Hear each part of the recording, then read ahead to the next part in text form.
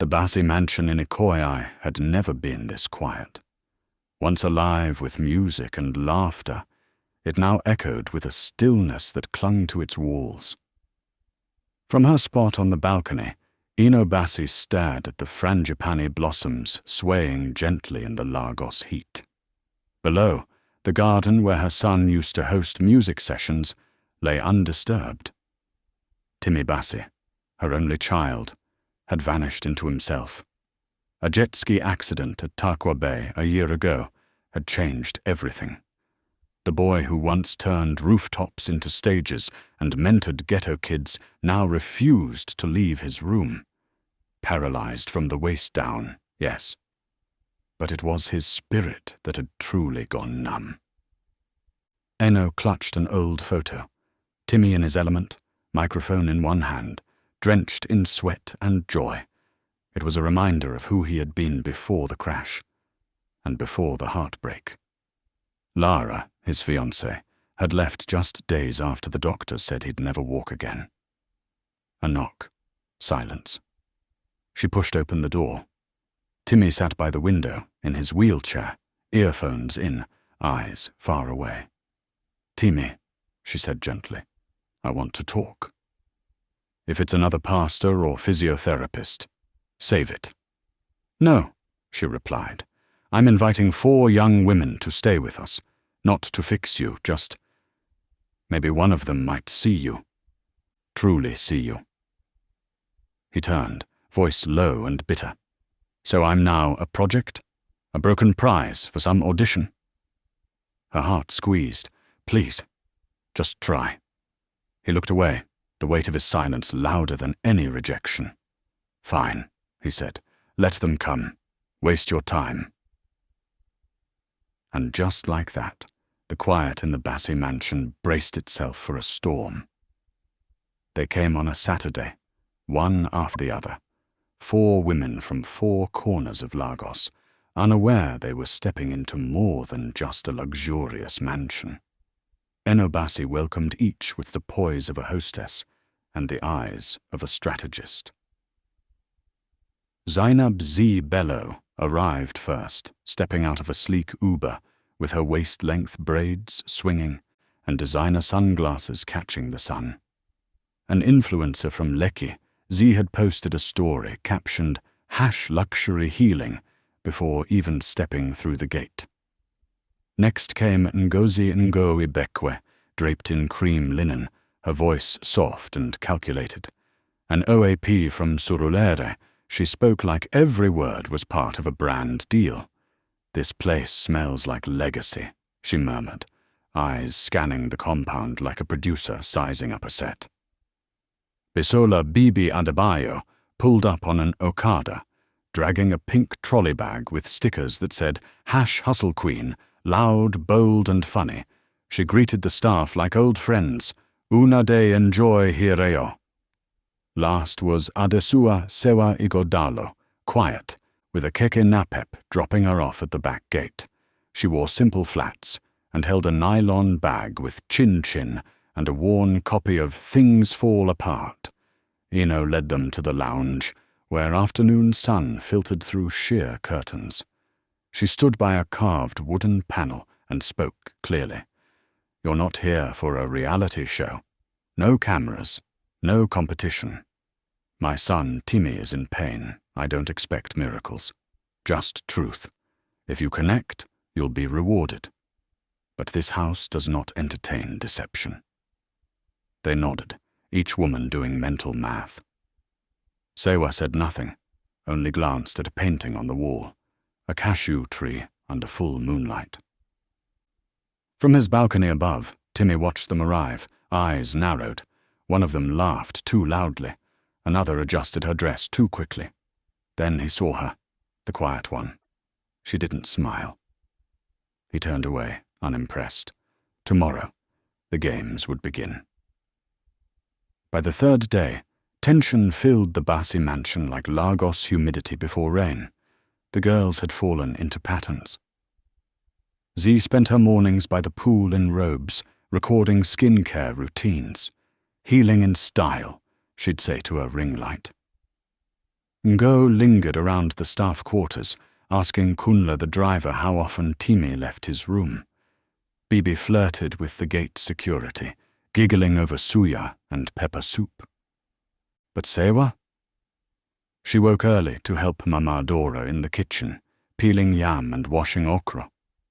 Timi barely came out, but he noticed. From the upstairs window, he watched Sewa sweep fallen cashew leaves near the garden's edge. No makeup, no drama. Just her, humming lowly as she worked. At breakfast that Friday, Ino stirred her tea and made an announcement. Starting tomorrow, all guests will spend an hour daily working in the garden. No staff, no glam. Just you, soil, and sunlight. The silence was instant. Ma, is this NYSC camp? Z asked, mouth open. We didn't come to plant ugu, Bibi muttered under her breath. Ngo smiled tightly. Of course, Ma. Sounds enlightening. Only Sewa nodded and kept sipping her zobo. The next morning, she was the first outside. Hair in a scarf, sandals dusty, sleeves rolled up.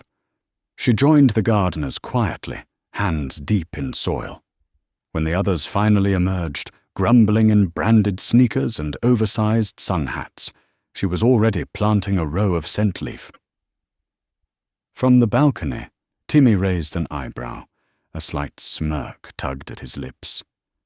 Later that night, in their shared room, Ngo whispered, "That Sewa girl is playing a dangerous game, all humble and innocent. Watch her." Z rolled her eyes. "Let her dig, Yam. I'll dig my way into Timai's heart." Bibi laughed. "Una de waste time. Me, I go flirt small, cry small, boom. Ring on it." None of them noticed the camera blinking faintly from the bookshelf. The house was watching. By midweek, the mansion buzzed like an overstimulated hive. Compliments were laced with competition. Smiles flashed sharp like blades. Every gesture was a performance, and everyone was watching. Z started wearing silk to breakfast, her accent slowly dipping into a shaky British blend. "I find this whole rustic lifestyle refreshing," she told Ino one morning, camera conveniently propped on her lap. Ngo, ever strategic, began pretending to enjoy the garden. She'd pose near the tomatoes with dirt-free gloves and post captions like, "Finding peace in simplicity." Bibi upped her hustle, helping Mama Dora cook egusi, asking Timi's favorite pepper level. "If man no chop well, him no go smile," she said, winking at the kitchen staff. Meanwhile, Sewa remained unchanged. She worked. She read. She helped when no one was watching. But they were watching her. Ngo took her chance on Thursday night. Knocking gently on Sewa's door, she arrived with balloons, a mini cake, and a wide smile. "It's my birthday. Just us girls, let's chill." Sewa hesitated. Ngo handed her a glass. "It's sparkling. No alcohol." Sewa sipped. It was sweet. Too sweet. A second glass, then laughter. Words slurred. Her voice softened. Ngo leaned in, voice recorder running. "Why did you come here?" "Really?" Sewa blinked, slow and loose. "For the money. But I changed. I like Timi. He's kind." "Do you love him?" Ngo whispered. "Not love. But maybe something close." Ngo's eyes gleamed. She shut off the recorder and smiled. "Got you." The next morning, she walked confidently into the garden where Ino trimmed hibiscus branches. "Ma," she said sweetly, "there's something you should hear." She played the recording. Sewa's dreamy voice floated in the morning air. Ino didn't flinch. "Thank you, Ngozi." Behind her, the cashew tree stood still, but a quiet storm was gathering. Inside the house, Timi decided, it was time to invite each girl to dinner. One on one. The news spread like wildfire. Timmy had asked for one-on-one dinners with each girl, one night at a time. The mansion practically shook with rehearsals. Z tried 5 dresses before noon. Bibi rewatched old Nollywood love scenes. Ngo updated her playlist for mood setting. On the first night, Z floated into the terrace lounge in a shimmering gold dress, her perfume arriving before her smile. "You look strong," she said, leaning closer. "Disability can be sexy." Timmy blinked. Is that a compliment or a campaign? Z laughed, too loudly. He didn't smile once. By dessert, he told the butler, "Next time, serve less perfume on the plate." The next night, Bibi came dressed like a Nollywood bride, gale, lace, all of it. She tried humour. "You dey form James Bond way no dey waka, but your eyes dey sharp." Timmy cracked half a smile, but her forced affection couldn't pierce his guard. She left saying, "At least I tried, Abby." Ngo's turn came third. She arrived in a silk blouse and told tales of her radio fame, how love could be rebranded. "I believe in narrative shifts," she said. "You and I could create something unforgettable." Timmy nodded once. But would it be true? Finally, it was Sewa's turn. She came in a soft sky-blue gown, her natural hair wrapped in a scarf. No makeup, no theatrics, just her. They dined under hanging lanterns near the garden. "Do you always play the saint?" Timmy asked. "I'm not a saint," she said quietly. "I'm just me. If you see me, you see me. If not, that's okay."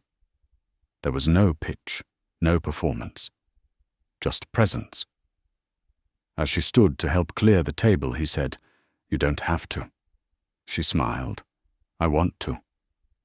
Timmy watched her disappear through the doorway. For the first time in months, he felt something stir, warm, unexpected. He wasn't sure what it was, but he wanted to find out. Eno Basi called them to the drawing room that afternoon. The walls, cool and silent, felt like they were holding their breath. Timmy was already seated, his hands folded, expression unreadable. "I brought you here," Eno began, "not just to help my son, but to see your hearts. This house has no hidden cameras, only mirrors, and some of you have shown your true reflections." She turned to Z and Bibi. "Zainab, Bisola, you're both disqualified." Z gasped. "But I heard your conversations," Eno cut in. "You mocked my son. You mocked this house. You came for the name, not the man." Bibi's voice trembled. "Auntie, please. I swear." Eno raised her hand. The guards entered quietly. "No drama," she said. "Just dignity." Timmy said nothing as the girls were led out.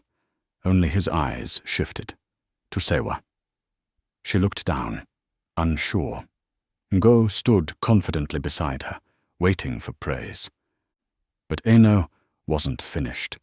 "Sewa," she said softly, "you may stay, but I know what you said last night."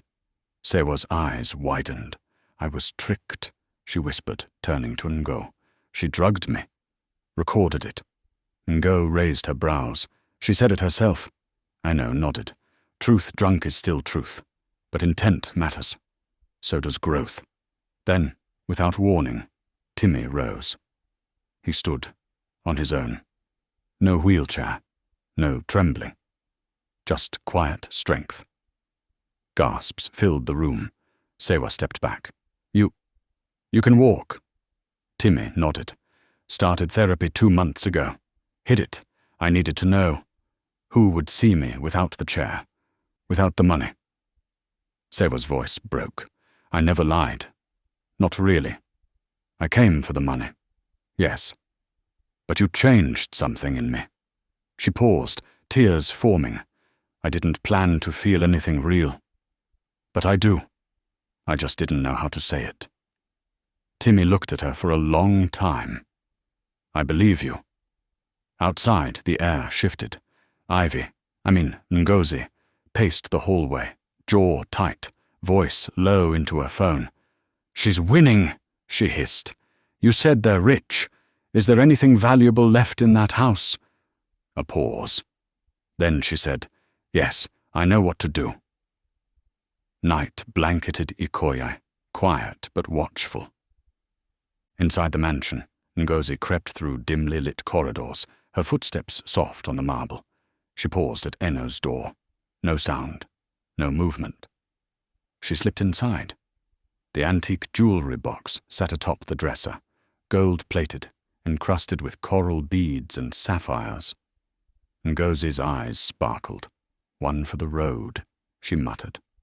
She filled her tote with necklaces, rings, a carved ivory bangle. Just as she turned, the lights blazed on. Eno stood in the doorway, Timmy beside her. 2 guards flanked them. "Looking for a souvenir?" Eno asked, arms folded. Ngo froze. "Please, I needed the money." You thought wrong," Timmy said. "You weren't just pretending. You were stealing." She dropped to her knees, voice breaking. "You don't understand. My mum's sick. My rent." But the guards stepped forward. Her cries echoed as they led her out. Eno closed the door, sighing deeply.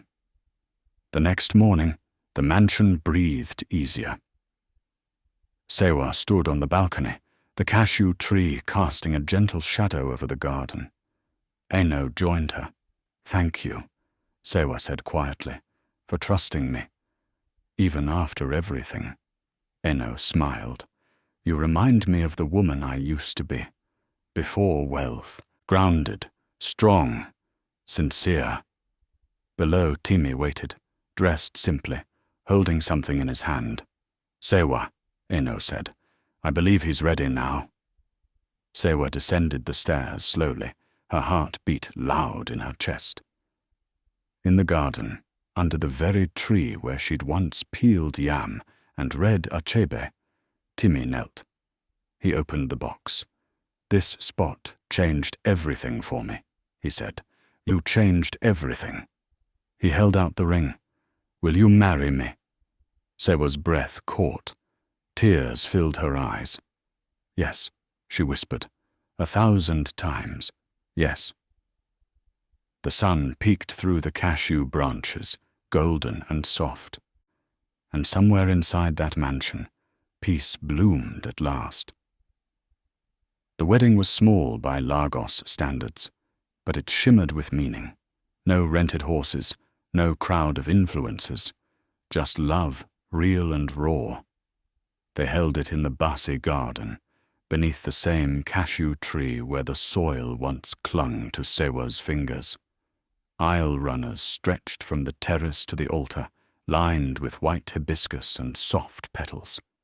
Mama Dora cried into a wrapper. Kunla wore a fresh agbada. Even the security guards grinned like proud uncles. Timmy stood tall at the end of the aisle, dressed in a crisp cream agbada with subtle embroidery. As the music swelled, violin and talking drum, Sewa walked toward him, her sky-blue dress flowing like the Lagos breeze, girl wrapped with care. She smiled. He smiled. When they said their vows, the garden seemed to hold its breath. "I saw you," Timmy said. "Not just the woman you showed the world, but the one you tried to hide." Sewa held his hands. "And I saw you too, behind the silence, behind the chair. You were never broken, just waiting." They kissed under the arch of palm fronds and cashew leaves. Applause followed, gentle and pure. Later that evening, Eno sat alone in the balcony with a glass of zobo. The moon was full. Her son had come back to life, not just in legs, but in heart. Down below, Sewa laughed as Timmy spun her slowly, his steps strong, their shadows long across the garden. No filters, no hashtags, just truth. And in the city where noise often drowned sincerity, Two hearts had found silence and love under a cashew tree. The end.